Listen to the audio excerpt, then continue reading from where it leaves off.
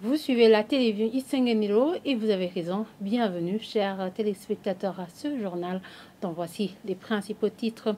Le chef-lieu de la commune Lugombo en province Cibitoke n'a pas d'eau potable depuis plus de 2 semaines. Les habitants qui se rabattent sur l'eau de la rivière Nyakagunda craignent d'attraper les maladies des mains sales. Vous aurez plus de détails au cours de ce journal.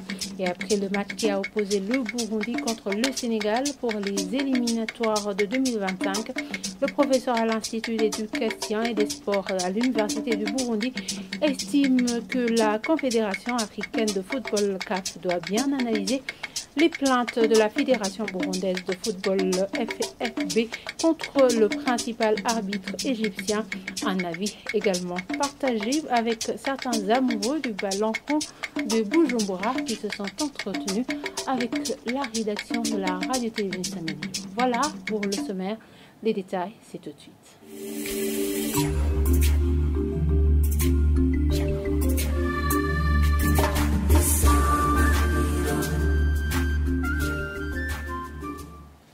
Encore une fois, bienvenue, chers téléspectateurs. Le chef-lieu de la commune Lugombo en province Cibitoke n'a pas d'eau potable depuis 2 semaines déjà et certains puisent l'eau de la rivière Nyakagunda et craignent les maladies des mains sales. Ils demandent au service en charge de la distribution d'eau potable de rétablir les choses en l'état. Suivez-les. Ici, vous constatez vous-même que nous puisons de l'eau souillée. C'est vraiment dommage. Franchement, cette eau est impropre. Pour le moment, nos enfants souffrent des maladies liées au manque d'hygiène, des diarrhées et vomissements, des choléra et typhoïdes. Vous voyez que nous n'avons d'autre choix que de puiser cette eau et boire cette eau. La plupart des gens ici dans la commune Lugombo se rabattent sur cette eau puisque dans nos robinets, il n'y a aucune goutte. Cette eau est vraiment souillée parce que c'est ici qu'on fait la lessive pour les bébés et nous sommes obligés de puiser dans cette même rivière.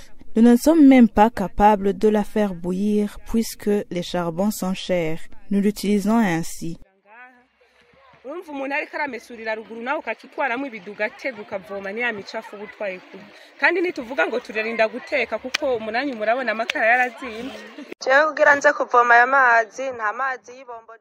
Je n'ai aucun choix. Je dois puiser cette eau parce que je n'ai pas de l'eau de la régie des eaux à la maison. Nous utilisons l'eau de la rivière Nyakagunda dans la cuisson, la lessive et même nous buvons cette eau à cet état. Puisqu'un seul bidon d'eau potable de 20 litres coûte 500 francs. Ça peut arriver alors qu'on n'a pas cet argent. Nous sommes obligés de boire cette eau. Nos enfants souffrent de diarrhée. Comment alors avoir une bonne santé avec cette eau qui est souillée comme ça?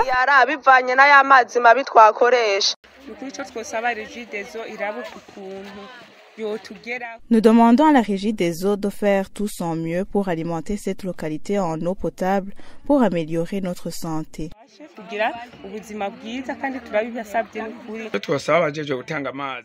Pour les responsables de la régie des eaux, qu'ils fassent le tout possible pour augmenter l'eau potable dans leurs sources d'eau. Et c'était des images recueillies par notre correspondant à Cibitoke, Jackson Bahati. Et voilà, continuons ce journal par la réponse de la Régie des eaux. Au niveau de l'antenne de la Régie des eaux en province Cibitoke, on informe que le problème est généralisé et s'explique par l'extension des villes. Un appel est ainsi lancé aux partenaires de ce secteur pour qu'ils continuent d'appuyer le secteur pour que la question soit résolue. Et quittons Cibitoke et rendons-nous à Bubanza où certains parents du village 3 de la commune Gihanga s'inquiètent de la disparition de leurs enfants enlevés et emmenés en Tanzanie pour d'éventuels travaux. Ils sont âgés entre 12 et 20 ans et au moins une trentaine sont déjà partis depuis août dernier selon les témoins sur place. Les autorités judiciaires et administratives précisent qu'ils sont au pied à l'œuvre pour suivre de près la situation et sanctionner les coupables. Le point avec notre correspondant Spes Caritas Kabanyana.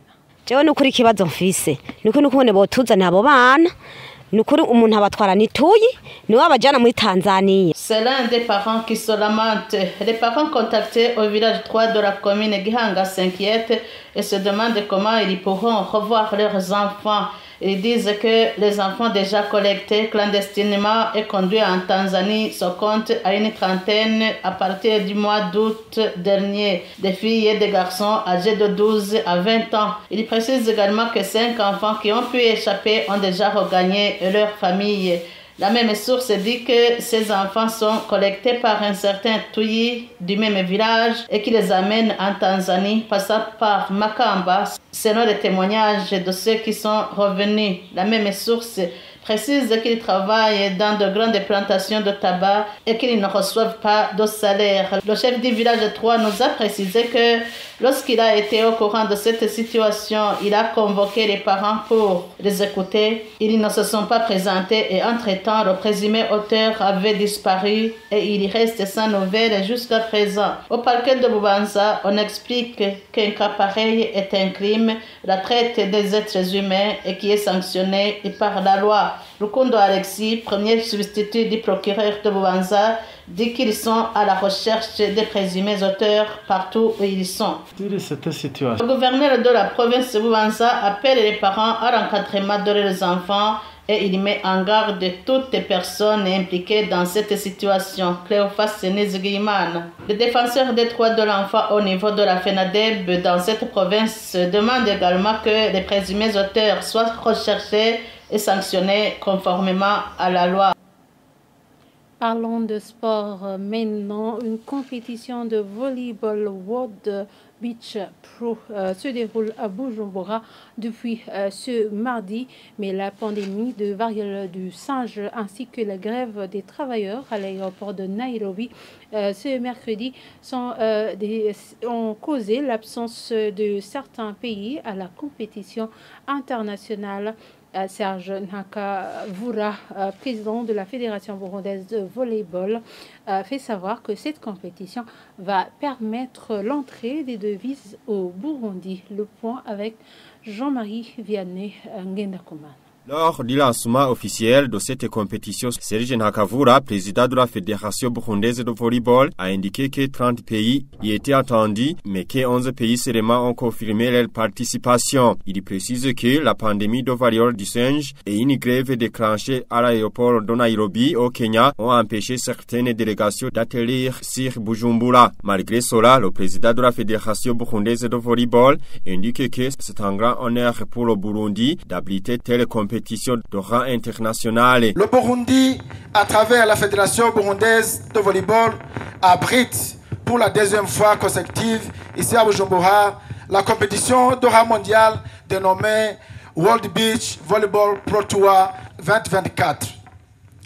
Cela est encore un honneur et un témoignage historique que l'instance internationale accorde à notre pays, le Burundi. Il ajoute que le Burundi va gagner beaucoup de cette compétition, notamment en termes de rentrée de devises et visibilité.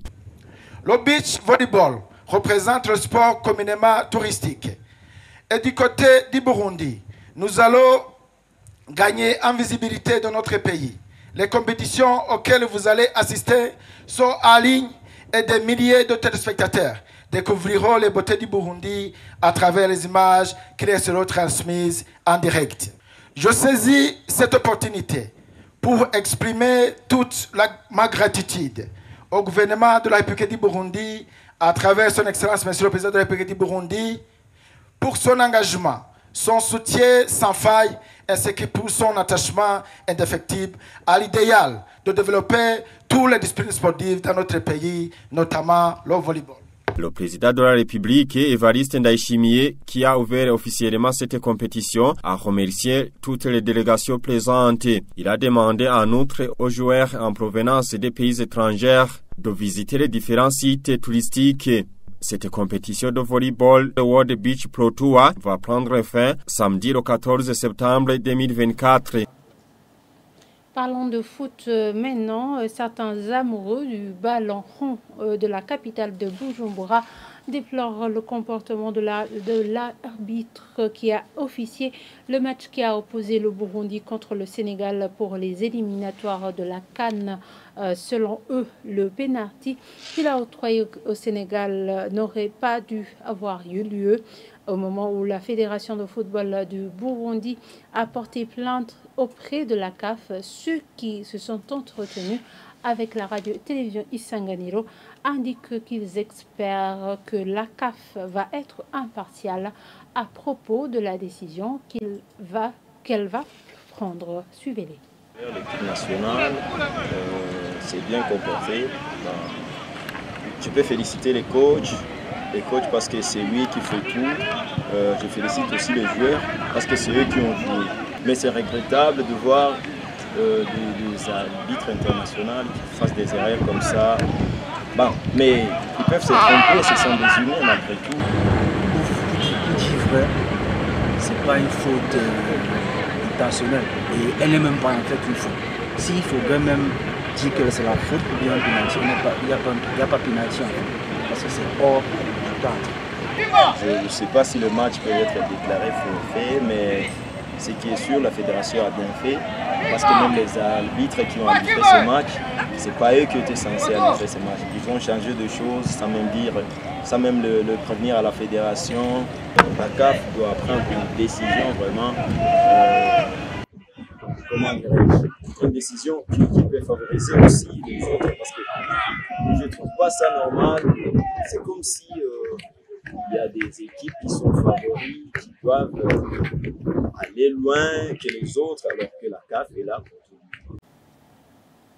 Et côté réaction, justement, à propos de cela, le docteur Mvutse Banga, professeur à l'Institut d'éducation physique et des sports à l'Université du Burundi, estime que même si plutôt le match ne peut pas être annulé, des mesures appropriées seront prises en respectant les lois régissant le jeu du football. Suivez-le.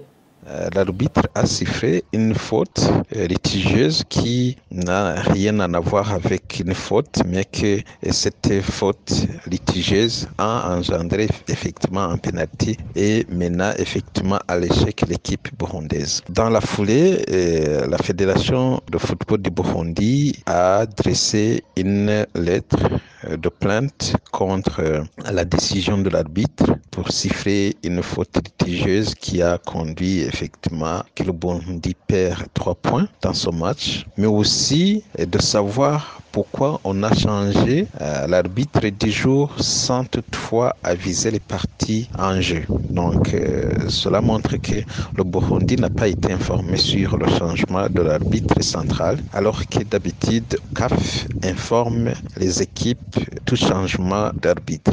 Je crois que sur ce dernier point, c'est un peu aussi saillant que le Burundi peut se baser pour effectivement réclamer la reprise du jeu ou de rejouer le jeu. Mais sinon, le premier point concernant la décision de l'arbitre, normalement, on tient compte de la décision de l'arbitre, quelle que soit son erreur, quelle que soit sa mauvaise appréciation, mais que effectivement, si la commission juge bon que l'arbitre s'est trompé ou a fait une erreur, c'est l'arbitre qui est sanctionné ou tout ce qui intervenait dans ce match dont la responsabilité a conduit que le Burundi puisse perdre le match. Mais je crois que c'est rare, même si je n'entre pas en profondeur dans les règles, c'est rare qu'on revienne à la décision d'annuler le match. Mais avec le dernier point qui concerne le changement, et si on n'en avait pas avisé, cela peut conduire effectivement au changement ou à rejouer le match.